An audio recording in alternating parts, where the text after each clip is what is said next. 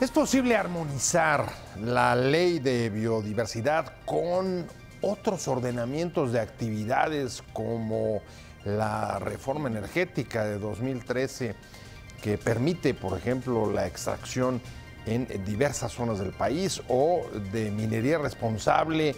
¿Cómo conviven todas estas regulaciones? ¿Es posible que se protejan los derechos de ambas ordenamientos sin que uno esté sobre otro? Estas son buena parte de las discusiones que hay hoy en el Congreso, en la Cámara de Diputados, donde se analiza una ley general de biodiversidad.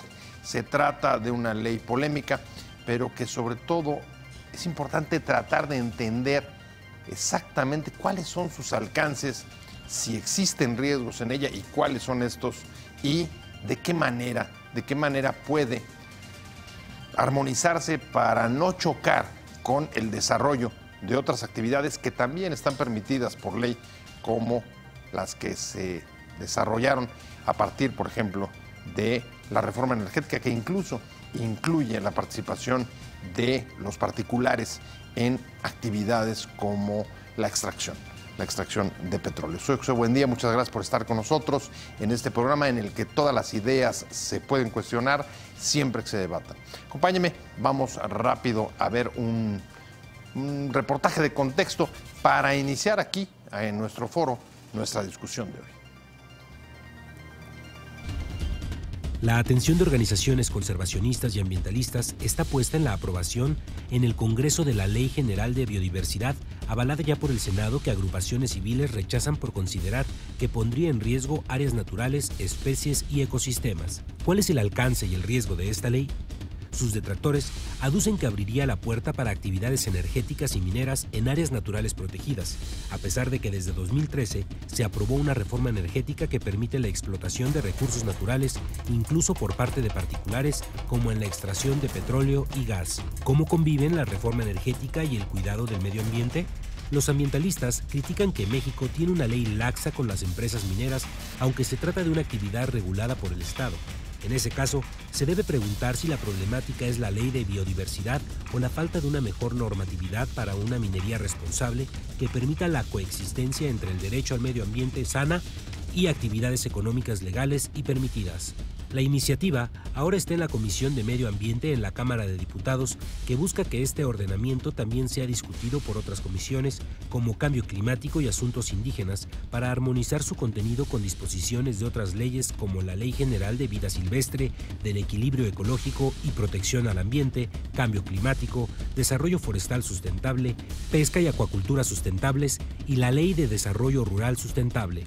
¿Cómo conciliar la protección del medio ambiente con el desarrollo de actividades de energía y minería? Alejandro Olivera, representante en México del Centro para la Diversidad Biológica, señaló sobre los retos de esta ley que podemos hablar a nivel global de una extinción masiva y es alarmante. Estamos perdiendo especies a un ritmo acelerado y claramente México es uno de los más afectados.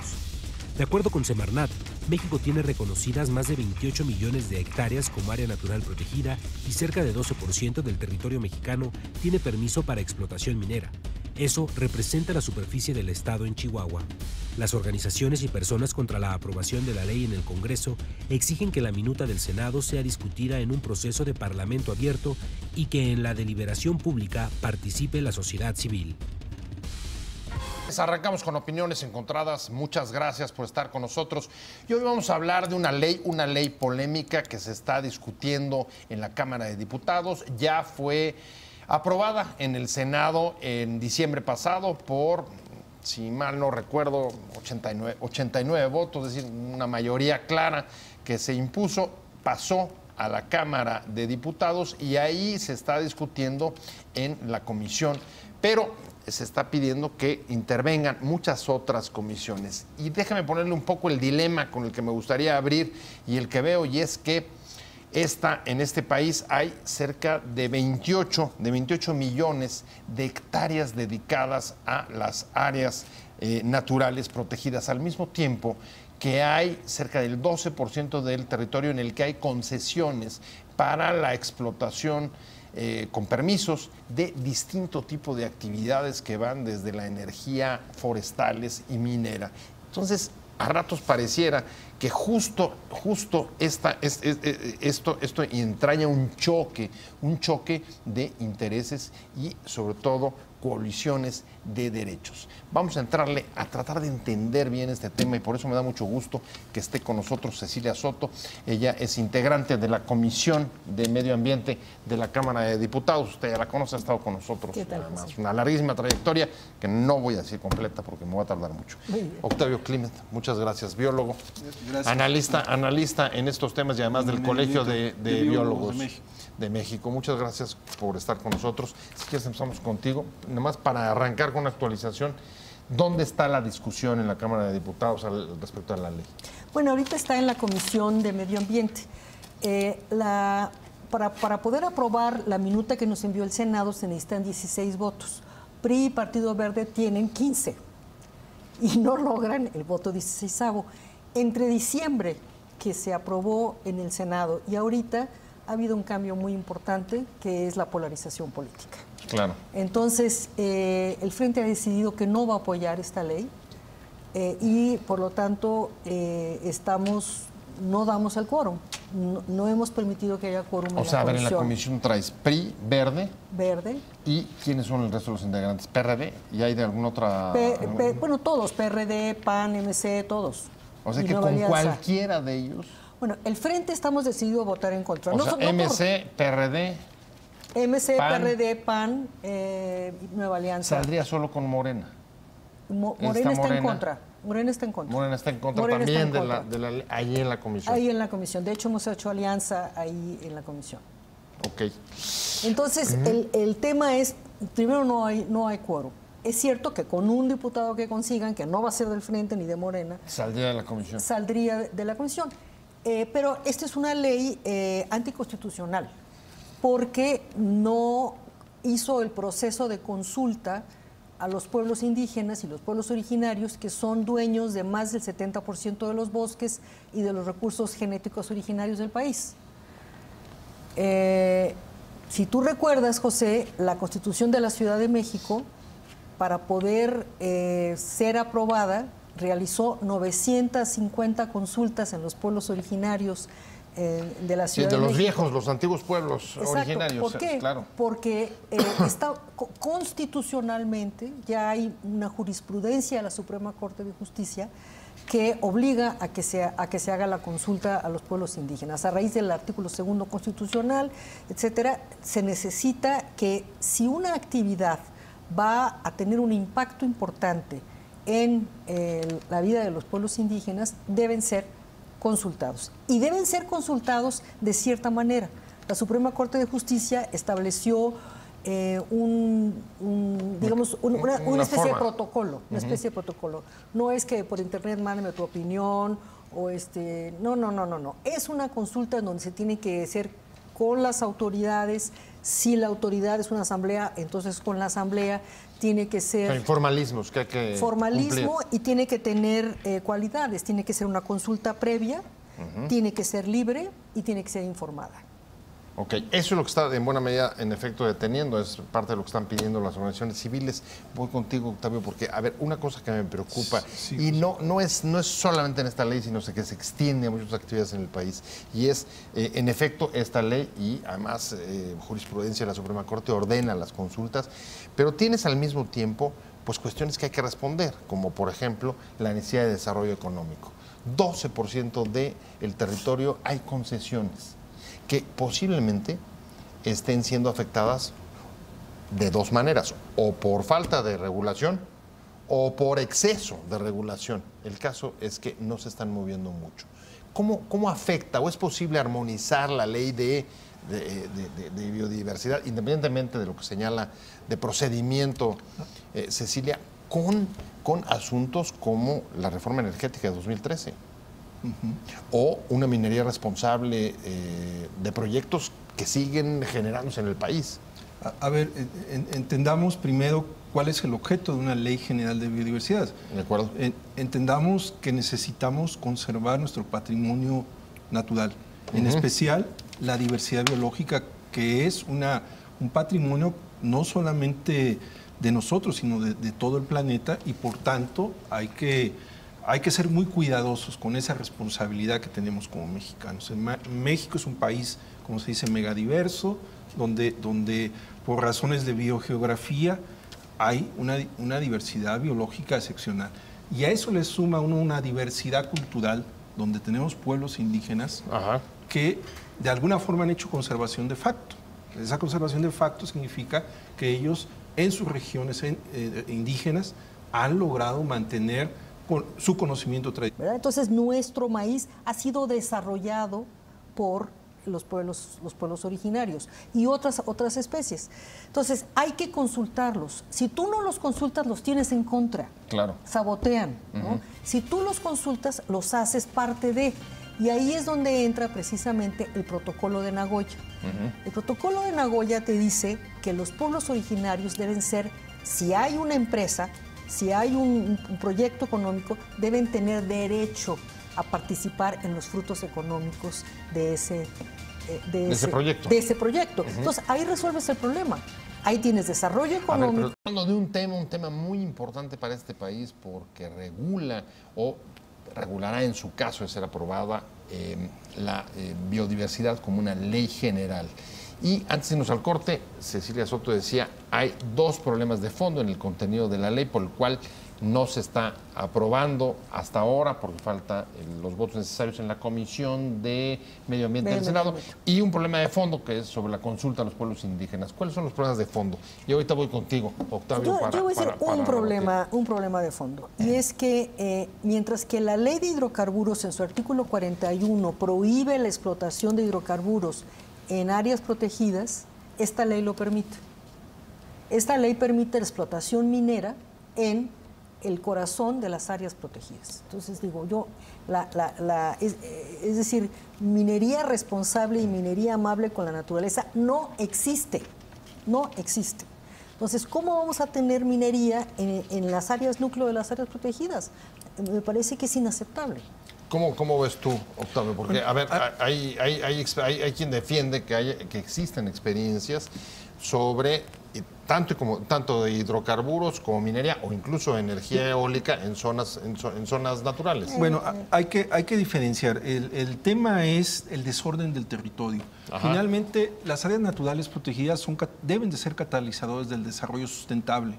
Por lo tanto, deben de dar una buena vida a sus habitantes. No debe ser una tragedia que te digan estás en un área natural protegida. Al contrario, como si fuera una cárcel. Al contrario, debiera decirse, te has sacado la lotería y aquí se va a hacer las mejores políticas de desarrollo sustentable. Esa sería la idea.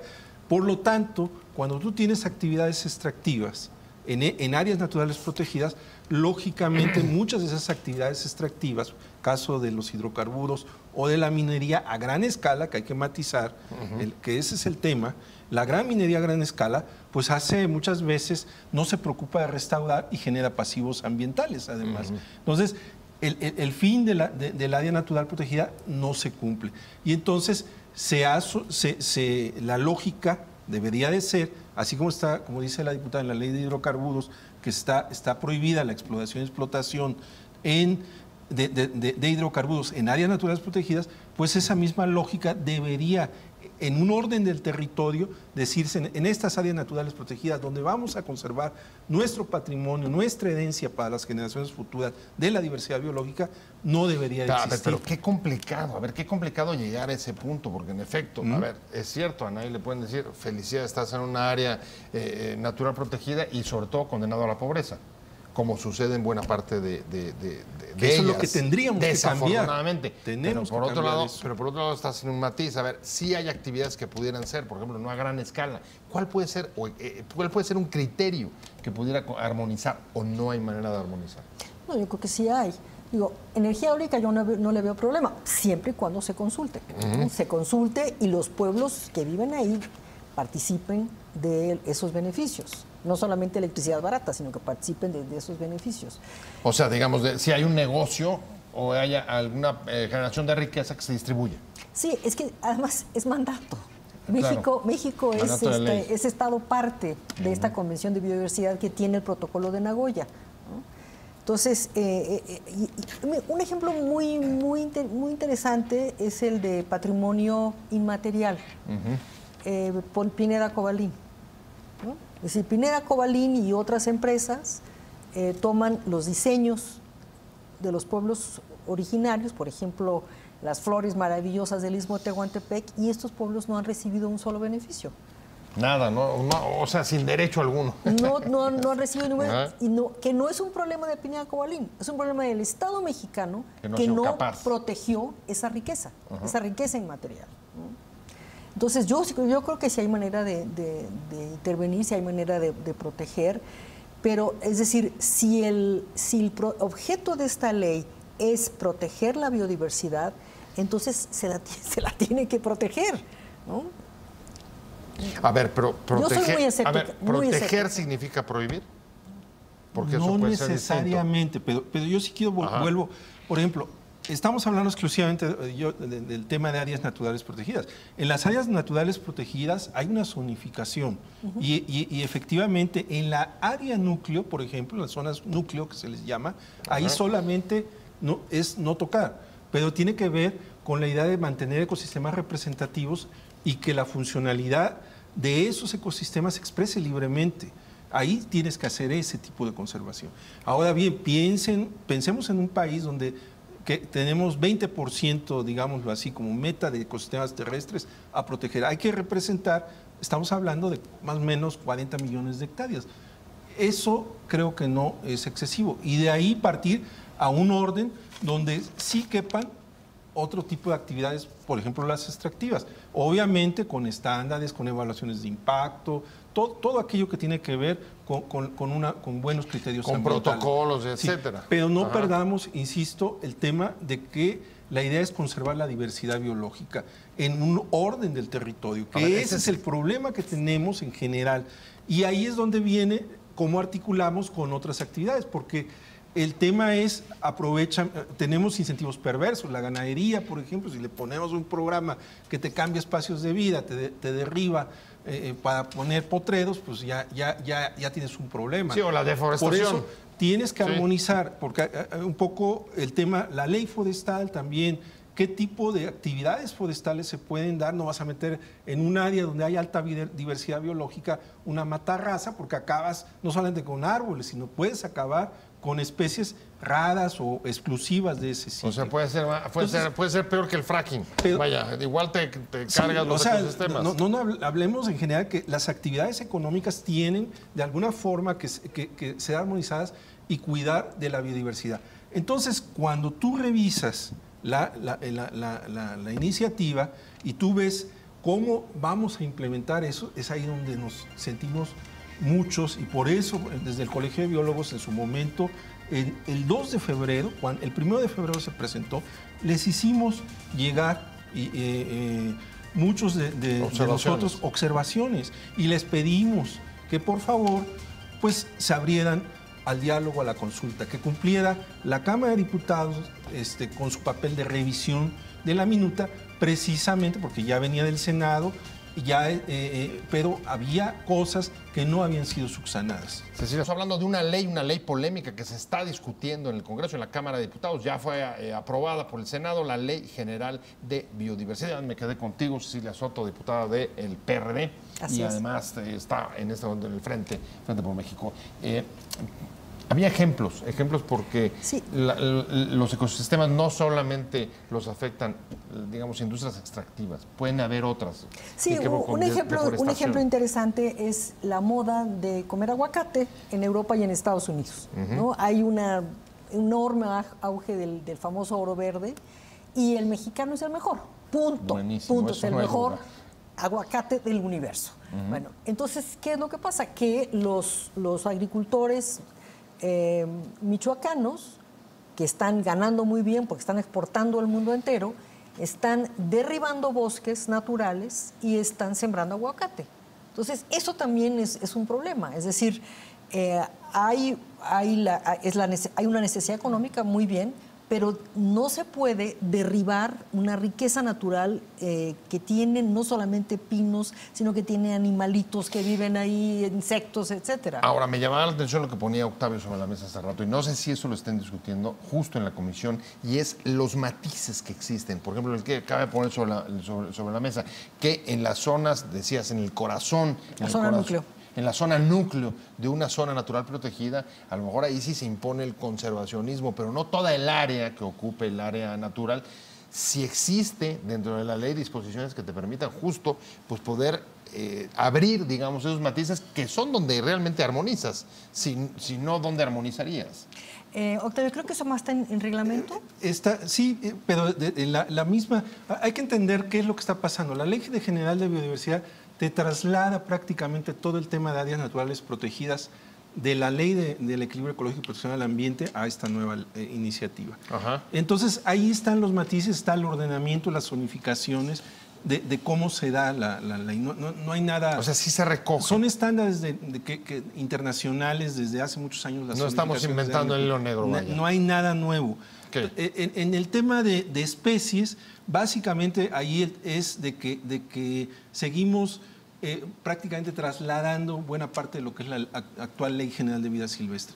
Lo más nuevo que hay en la Ley General de Biodiversidad es el tema de acceso a recursos genéticos, que tiene que ver con el protocolo de Nagoya para el acceso mismo a los recursos genéticos. Y ahí la diferencia es que no estamos hablando de la conservación de la diversidad genética. México necesita conservar también su diversidad genética. Las variedades, digamos, silvestres de muchos de nuestros usos ya domesticados, como es, por ejemplo, el maíz.